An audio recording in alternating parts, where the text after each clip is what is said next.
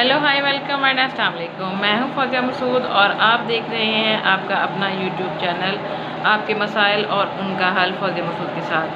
तो जैसा कि मैंने अपनी लास्ट वीडियो में बताया था कि वेरी नेक्स्ट वीडियो में हम इंजेक्टेबल को डिस्कस करेंगे।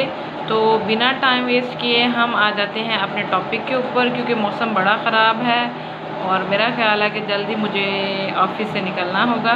तो जल्दी से आपको ये बता दें कि इंजेक्टेबल आजकल जो हमारे पास अवेलेबल है सेंटरों में, पॉपुलेशन वेलफेयर डिपार्टमेंट के सेंटर्स में, वो सिर्फ एक ही इंजेक्शन आजकल अवेलेबल है, वो है मेजिस्ट्रॉन के नाम से। ये 3 मंथ इंजेक्शन है। ये मैं आपको दिखाती हूँ फिर इसका मोनोग्राम भी और इसका सारा। तो ये 3 मंथ के लिए आपको माने हमल सहूलत फ्राहम करता है डेपोक्विन के नाम से। इसमें है जी सिंगल हार्मोन है डेपोमेड्रॉक्सी प्रोजेस्टेरॉन एसीटेट जो है वो इसमें मौजूद है। ठीक है जी। और ये आपको 3 माह के लिए हमल से तहफ़्फ़ुज़ फ्राहम करता है। ठीक है जी। तो ये तो हो गया इसका नाम। अब आपको इसको मैं ज़रा दिखा दूँ कि ये मतलब किस टाइप का है, उसके बाद फिर फर्दर हम आगे चलते हैं। ये इंजेक्शन है जी जो आजकल अवेलेबल है हमारे पास FW सेंटर्स पे। तो ये है डेपोक्विन के नाम से। इसमें जो हार्मोन है डेपोमेड्रॉक्सी प्रोजेस्टेरॉन एसीटेट है जनाब, इसमें सिंगल हार्मोन है, प्रोजेस्टेरॉन ओनली, यानी इसके जो साइड इफ़ेक्ट्स हैं वो बहुत ही कम हैं। अगर प्रॉपर तरीके से यूज़ किया जाए तो ये बहुत ही मौसर है। अच्छा जी, अब आपको बताएं इसका मोड ऑफ एक्शन। इंजेक्शन का मोड ऑफ एक्शन क्या है, यानी ये फ़ीमेल जो लगवाती है उसके जिस्म में जाके क्या काम करता है, तो आपको माने हमल सहूलत मुयस्सर होती है। तो 50% ख़वातीन में तो यूँ होता है कि ये जाके बैज़े की जो प्रोडक्शन है यानी अंडे के बनने का अमल है उसको सुप्रेस कर देता है, रोक देता है 50% ख़वातीन में।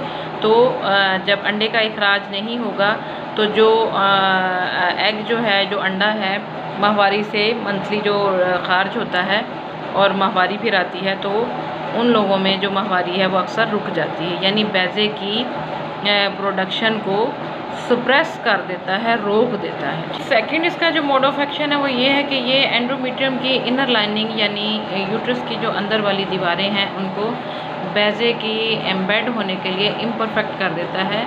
यानी अगर फ़र्ज़ करें अगर खुदा न खास्ता जो औरत हमल को नहीं चाहती है, अगर उसमें फर्टिलाइजेशन हो भी गई है तो वो फर्टिलाइज्ड एग जो है वो यूट्रस में आके एम्बेड होता है और फर्दर फिर उसकी ग्रोथ का जो अमल है वो शुरू होता है। तो वो जो यूट्रस की इनर लाइनिंग है उसको इम्परफेक्ट कर देता है और बैज़ा जो है वो आके उसमें एम्बेड नहीं होगा, तो भी आपको माने हमल तहफ़्फ़ुज़ मिल जाएगा।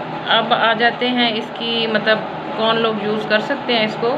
सबसे पहले जो मोस्ट कॉमन पीपल हैं जो प्रेगनेंसी के फ़ौरन बाद यानी बच्चे की डिलीवरी के फ़ौरन बाद फ़ीमेल चाहती हैं कि हमें फ़ौरी तौर पे माने हमल सहूलत मिल जाए। पहले उन्हीं को डिस्कस कर लेते हैं कि वो फ़ीमेल जो ज़चगी से फ़ारिग हुई हैं और अपने बेबी को फ़ीड करवा रही हैं, अपने बच्चे को दूध पिला रही हैं और बच्चे की उम्र अगर 6 हफ़्तों से कम है तो वो अभी ये इंजेक्शन स्टार्ट नहीं करेंगी। अगर करना चाहती हैं तो डॉक्टर के मशवरे से करें।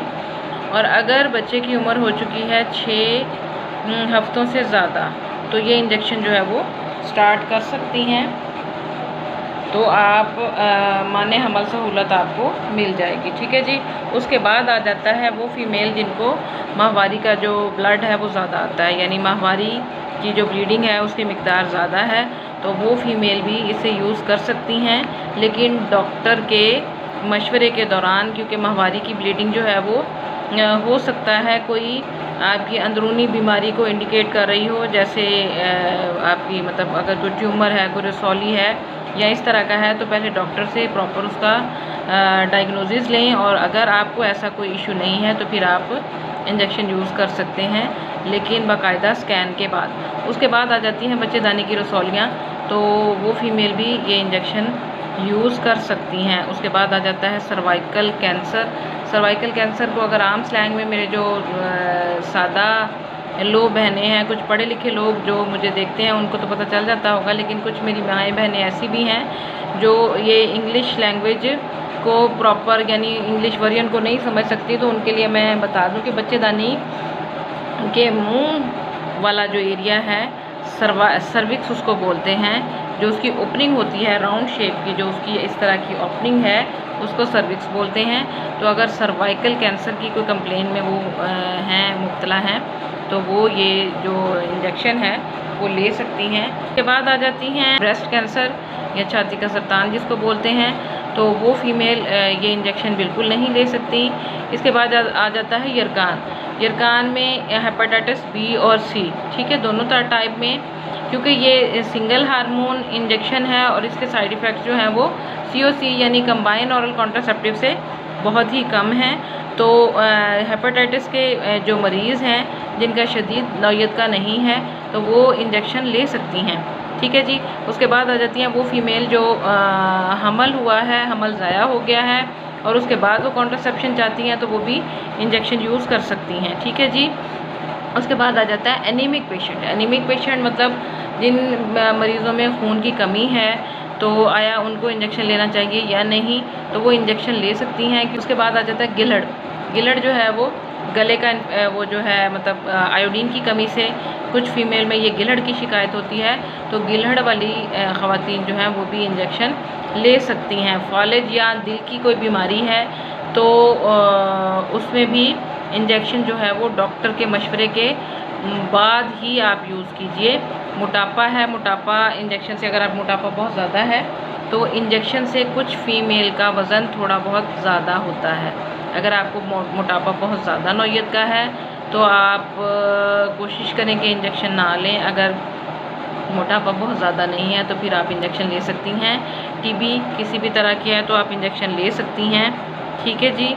और उसके बाद आ जाता है सर दर्द मीग्रेन है या सिंपल सर दर्द है तो उसमें डेपो इंजेक्शन जो है डेपोक्वीन के नाम से वो लिया जा सकता है, क्योंकि सिंगल हार्मोन है।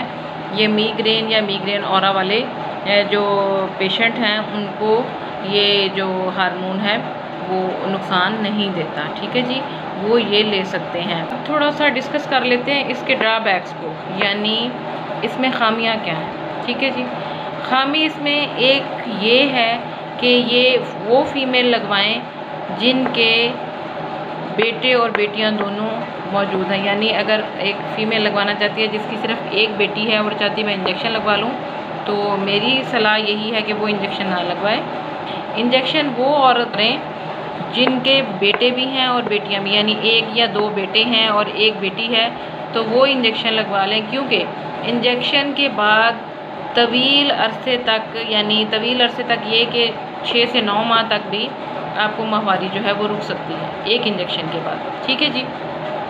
जब आपकी फैमिली में बेटे और बेटियां दोनों होंगे तो आपको एक तवील अरसे तक हमल की सहूलत चाहिए तो आप ये इंजेक्शन लगवा लें, ठीक है जी। जिन ख़वातीन के एक बच्चा है या एक बेटा है या एक बेटी है तो वो इंजेक्शन ना लगाएं, ठीक है जी। दूसरा ये है कि माहवारी रुक सकती है उन फीमेल्स की, तो माहवारी के रुकने की वजह से दोबारा जो हमल है वो थोड़ा लेट हो जाता है, यानी हमल इसकी वजह से लेट होता है। सेकंड जब आप इंजेक्शन छोड़ेंगे तो एक इंजेक्शन के यानी आखिरी इंजेक्शन के छोड़ने के बाद तकरीबन 9 माह लग सकते हैं आपको दोबारा हमला होने के लिए, ठीक है जी। और दोबारा हमल के लिए हो सकता है आपको थोड़ा बहुत ट्रीटमेंट भी लेना पड़े, क्योंकि हार्मोनल इम्बैलेंस का वो इशू हो जाता है थोड़ा सा, ठीक है जी। तो वही ख़वातीन लें जिनकी फैमिली में बेटे और बेटियां दोनों चीज़ें मौजूद हैं, ठीक। और दूसरी बात ये कि इंजेक्शन जो है वो HIV एड्स और हेपेटाइटिस B और C से भी तहफ़्फ़ुज़ नहीं देता, क्योंकि ये जिनसी अमराज़ हैं और ये जिनसी राब्ते से फैलते हैं, तो इनसे भी आपको ये तहफ़्फ़ुज़ नहीं देगा। तो उसके लिए आपको बैकअप लेना पड़ेगा, यानी कंडोम वगैरह, ठीक है जी। ये तो हो गए इंजेक्शन के बारे में टोटल मालूमात। अभी भी अगर इंजेक्शन कोई ख़वातीन लगवा रही हैं, उनको कोई इशू है, बहुत यानी 100 में से 5 ख़वातीन ऐसी भी आती हैं जो इंजेक्शन लगवाने के बाद हल्की स्पॉटिंग का कंप्लेन करती हैं कि उन्हें धब्बा लगता है, ठीक है जी। महीने के आम दिनों में भी माहवारी के अलावा हल्का सा धब्बा लगता है, यानी स्पॉटिंग होती है उन्हें। तो ये इंजेक्शन लगवाने के बाद पहले 2-3 माह में ये कंप्लेन होती है, तो ये आहिस्ता आहिस्ता सेट हो जाती है। उसको थोड़ी सी मेडिसिन दे के ठीक किया जा सकता है, यानी पॉन्स्टॉन अगर वो लेना शुरू कर दें माहवारी के दिनों में सुबह शाम, तो उससे भी ये जो कंप्लेन है वो दूर हो जाती है। ठीक है जी, तो ये वो थोड़े से हैं इसके साइड इफ़ेक्ट्स जो कि फ़ीमेल पे होते हैं और वो काबिल इलाज हैं, इनका इलाज हो सकता है। तो अब अगर इसके अलावा भी कोई और सवालात हैं जो इंजेक्शन औरतें लगवा रही हैं और उनको कोई मसाइल हैं, तो आप मुझसे पूछ सकती हैं, मैसेज कर सकती हैं, तो मैं इंशाल्लाह उनके ज़रूर आंसर दूँगी।